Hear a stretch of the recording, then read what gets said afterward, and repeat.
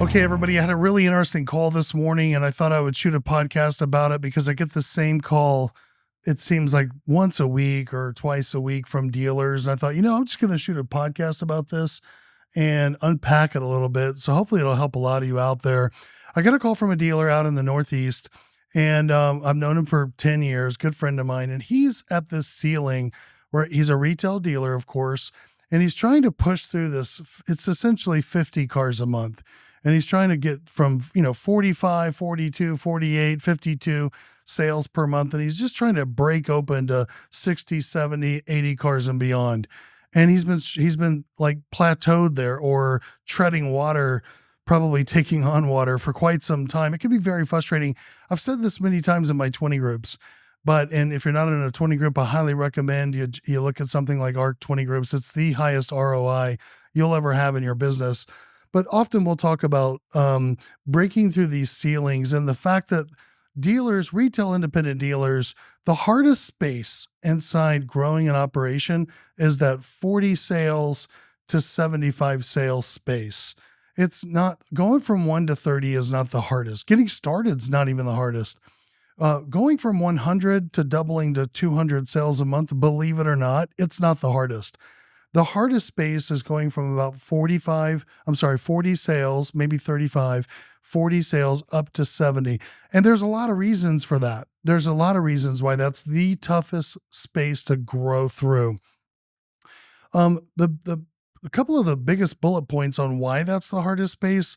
Number one, you're starting to actually have to define and articulate departments, F&I department, sales managers, who's managing who. You're having to bring on new leaders that are going to hopefully do what you would do when you're not there looking or asked. That's very difficult to start to edge out new departments that you haven't done before. How do you do the pay plans? How do you have coverage with still a small staff? How are you make sure you're covering all the times that you're open? How are you developing leadership management, holding people accountable? What's your new role? So there's a whole lot of what's the pay plans for these new people? What order do you hire these people in? Do you hire a sales manager first? Do you hire an F&I manager first? You really can't afford either one of them at 40 cars a month. It's a part-time job. And so how do you bring those people on with a pay plan that allows you to be competitive against your competition, which is essentially franchise stores that apparently have a lot more money to deal with, and they're already kind of established and set up. So my friend called me, this dealer, he's actually a client. He called me this morning and he said, Justin, I've had my sales manager just resign and I have an F&I manager, and can you help me find another sales manager? And I said, well, let's stop for a minute. You're at this 45 sales per month, right? And he said, yes. And you're doing that consistently, but you want to grow. He's in a 20 group. He's trying hard, but it goes back to this pushing the levers forward together in tandem that I talk about often. You can find other YouTubes about that, about how to grow through this period. But I want to kind of use this today as a case example, if you will, case study of what he's been doing, why it's not working, and what he needs to do to move forward to the next ceiling, which is about another 20 cars. So if he's stuck at 45, what I'm about to unpack will get him to 65, and then he'll have a new set of problems. What's cool though, is if you know what it looks like I do, if you know what the future looks like at every single ceiling, then it's not like you're walking blindly through the woods, and it allows you to give some vision to your team about how you're going to walk through these growth steps. So where's he at? So he's an independent retail dealer. He has 3 salespeople. He has an F&I manager that's full-time. He had a sales manager full-time that just resigned, and that's his sales staff, BDC and all that jazz. I'm not even worried about. What's he doing? I'm not even worried about. It doesn't matter. And so he's wanting to hire another sales manager. Now, the sales manager that he had a salary plus some commission, which if you know anything about me or you follow any of my material, I just absolutely can't deal with salaries on the variable side. Very special circumstances for a salary. So he had the sales manager on a salary plus an incentive. His F&I manager is making an interesting F&I pay plan. He's got his F&I manager spending all the paper. He's also submitting all the deals to the bank, but he's not involved with the customer. He's not involved with the salespeople. He's not penciling deals. And so they're doing 45 turns a month. You hopefully, full time for an F&I manager is about 75 spins a month. That's full time. So if 75 spins is full time and he's doing 45 turns a month, he's a part-time guy on a full-time pay plan. But he's making half of what he could make at a new car store. And this guy's running $2,000 a copy. Not to brag or anything, he is an ARC warranty client, and we've trained his F&I manager. But just a shameless plug there for ARC. But he's running $2,000 plus, which is great. That's an amazing accomplishment for him to have, because a lot of dealerships in this same area of issue, the ceiling of 45 sales per month, don't have that firepower in F&I. So that's a feather in his cap. And so how do you do this? Well, I told him, listen, don't hire a sales manager. What you need to do is go to your F&I manager and sit him down. And as the owner of the business, I need to roll some vision out here. And you need to tell him, I'm going to call him Joe. Joe, listen, you're doing a great job. You're running $2,000 a car. We have to push through the ceiling of 45 sales per month. And we have the next ceiling is 60 to 65. We have to get there. And in order for us to get there, I need you to become our sales manager and our F&I manager. You're going to wear two hats. Now, as a role, if you're on traction, as a role, what does that mean? He's got two roles, and that means he's going to have two pay plans. His role as an F&I manager, obviously, is to protect the dealer and make sure there's nothing done illegally. Number two, it's going to be to run his PVR on the back end and sell ancillary product and make his incentive on the ancillary product. On the sales management piece, what's his role? Well, they're selling 45 cars. We need to get that to 60. So he needs his new roles on that side need to be penciling deals, doing early TOs, and working with the salespeople for them to do good follow-up and lead generate to get traffic in the store. Now, I told him, you approach Joe and you sit him down and say, I need to add this to your responsibilities. Currently, that Joe is on a $6,000 a month draw. Perfect. And then he's making a percentage of the F&I product that he sells. Can't quite remember what it is, but I want to say it's 15%. It's somewhere in that ballpark. And they do something a little unique. What I would say is advanced. They pay him on 85% of the back, not 100. And then they don't track chargebacks. 50%, 15% chargeback is pretty good. So they just basically do 85% of the F&I product, so they don't have to worry about chargebacks. Kind of a cool pay plan. And we recommend that in certain situations. So that's his current pay plan. That pay plan doesn't change, but remember, that's part-time because he's only spending 45 deals a month. He's got room. I even asked my dealer friend, do you think this guy's working full-time? I mean, he's turning 45. He's talking to he's closing 2 deals a day. Is that full-time if you're really hustling to grow through this period? And look, I'm not talking about growing through this period for the next 2 years. I'm talking about growing through this period in the next 3 to 4, 6 months max.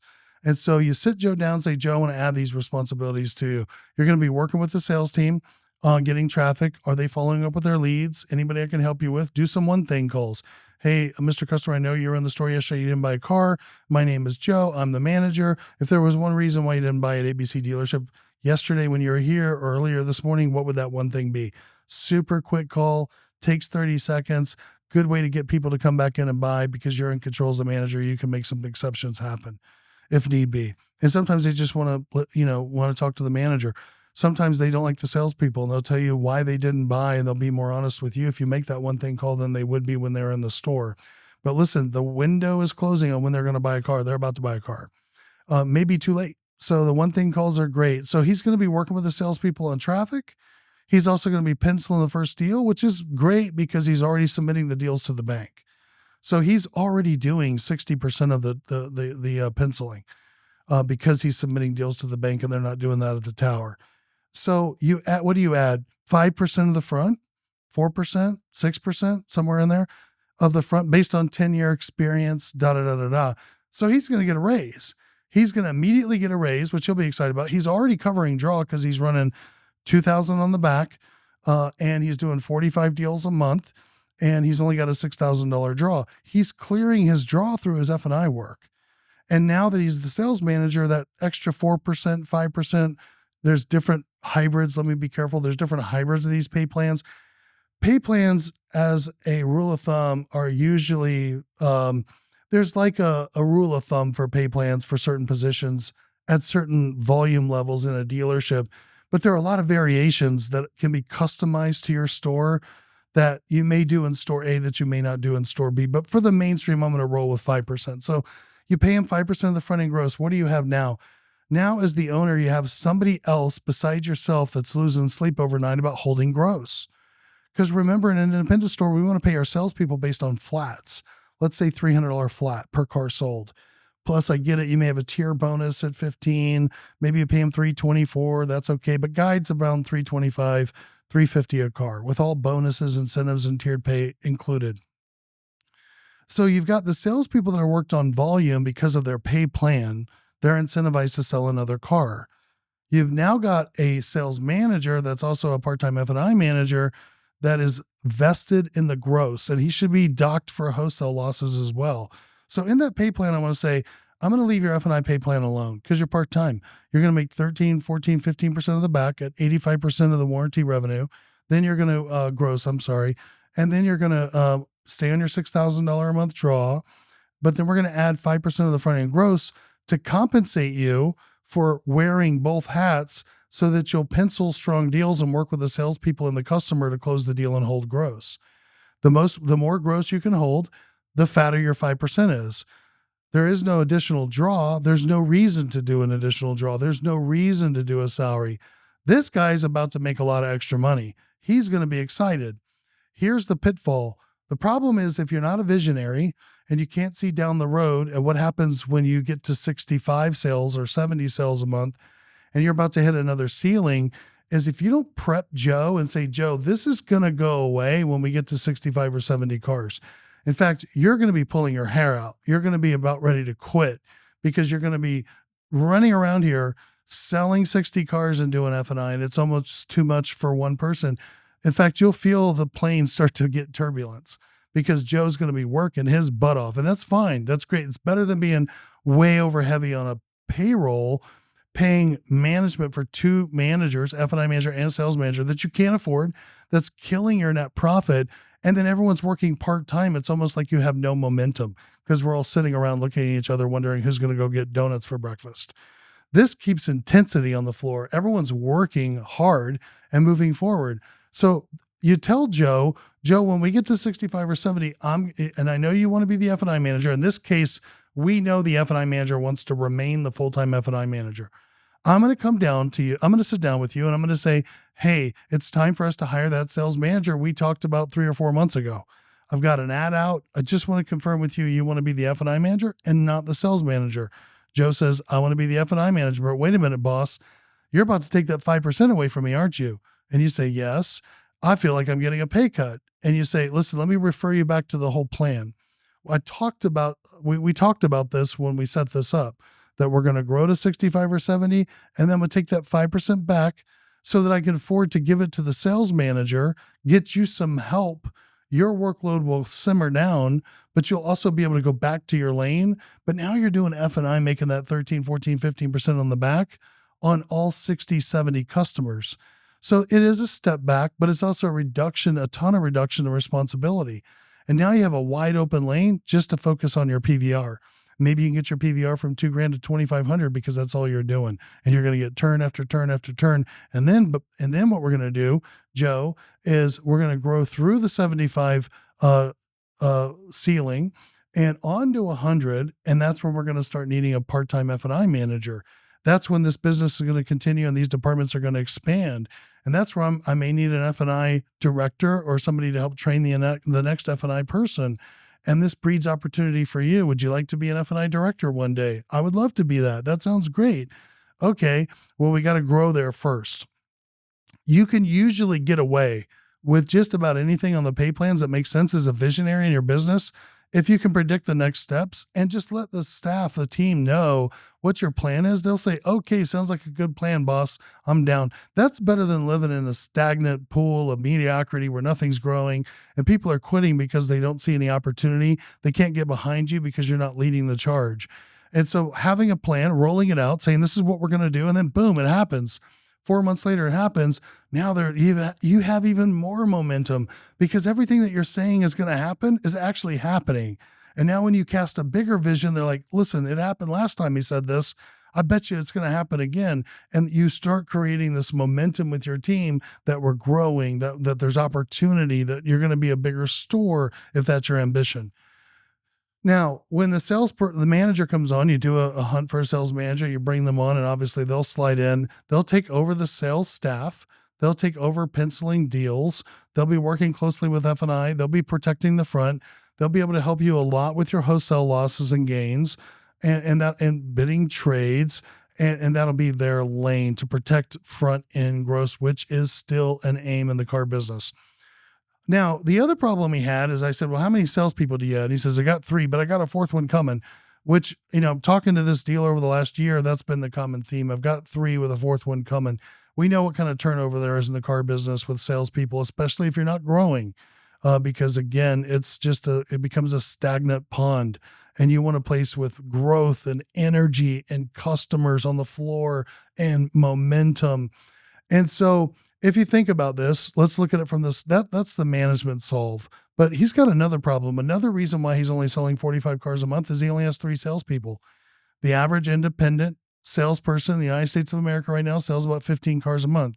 15 times 3 it's 45. What is he selling? He's selling 45.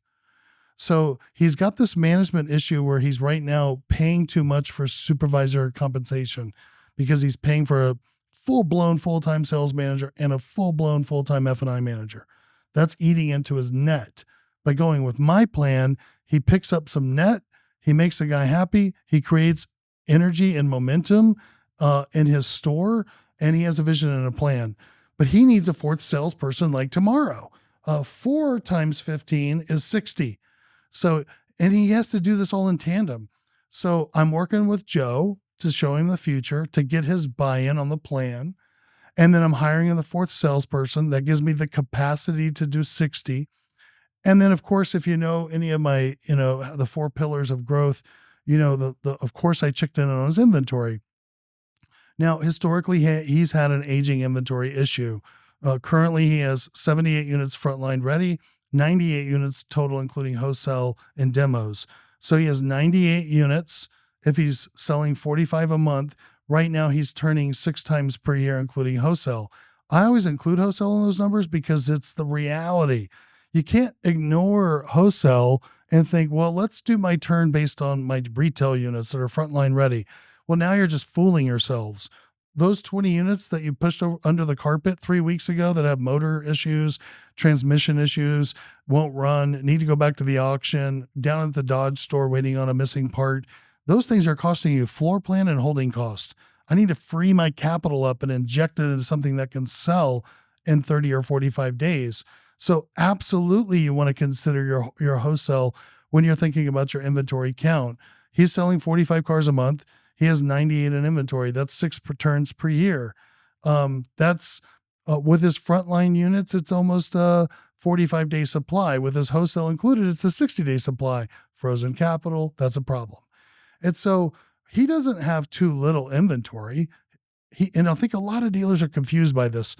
It's not that he needs to go buy more inventory to sell 60 units. He's holding on to a select number of units too long that are freezing his cash while he's turning the younger units. So see, you could be turning units a lot that over and over and over and over again. Let's say you're turning 50 over and over, but you have these 25 that are sitting in the back getting aged and old. Well, you're actually doing what it takes to do good turns, but because you're not addressing those wholesales that are freezing your capital, you need to free that capital up so you can inject it into the great turns that you're doing with your fresh inventory and not let it just sit over there on the side. That could be $500,000 in vehicles.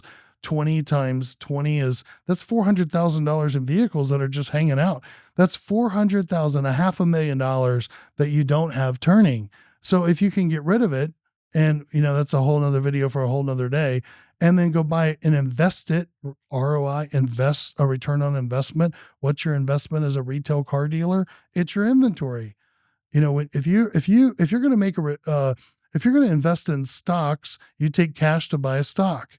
You hope the value goes up, then you sell it and you make money. If you're a car dealer, you take your cash and you buy a car. That's your investment.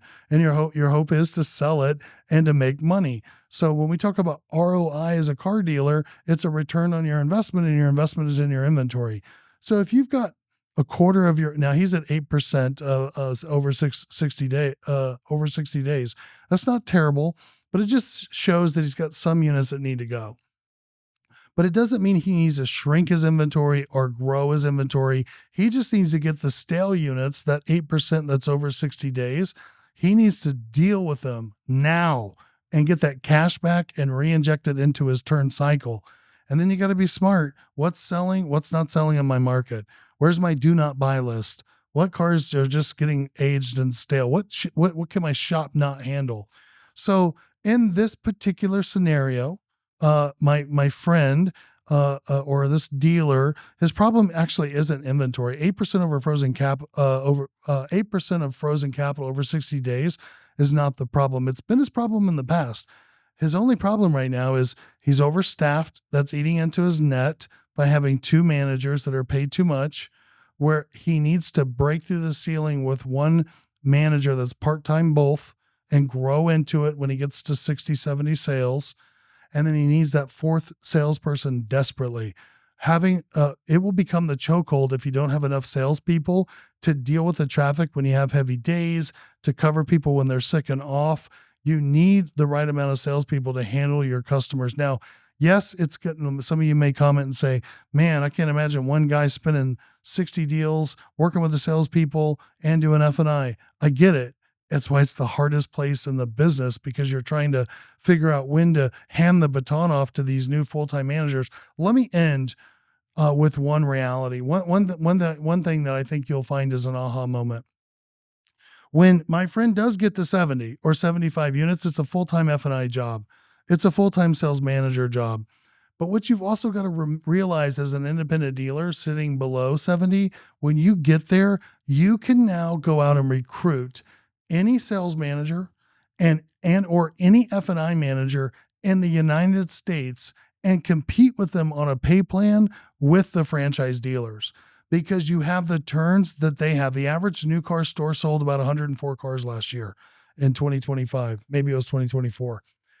So they're only selling 104. I don't think that's a lot of volume. Of course, we deal with dealers that are selling thousands of cars a month. The average franchise sold 104 cars a month. Well, that's not a ton.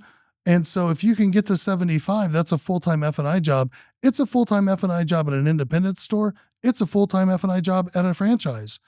So since you have those 75 sales, just like they have them, you can now put them on the same pay plan that the OEMs are on, and you can offer the same sales manager an opportunity to come to your growing independent, as opposed to going back into the rat race of the OEMs. And you can offer them the same money because it's all back in F&I gross. And to be honest with you, you might be surprised at how many OEMs are only running $1,200 a car and think they got it figured out. They don't. They don't have some magic secret sauce. So anyway, I just wanted to bring this up as a case in point that happened this morning. If you'd love to hear your comments, feel free to comment below, or ask questions if you'd like, or maybe I said something you got a different spin on. We'd love to hear it. Always learning new things. Hope you guys have a great week. Hope this was helpful. Let me know if it was helpful and what you liked, and we'll talk to you soon.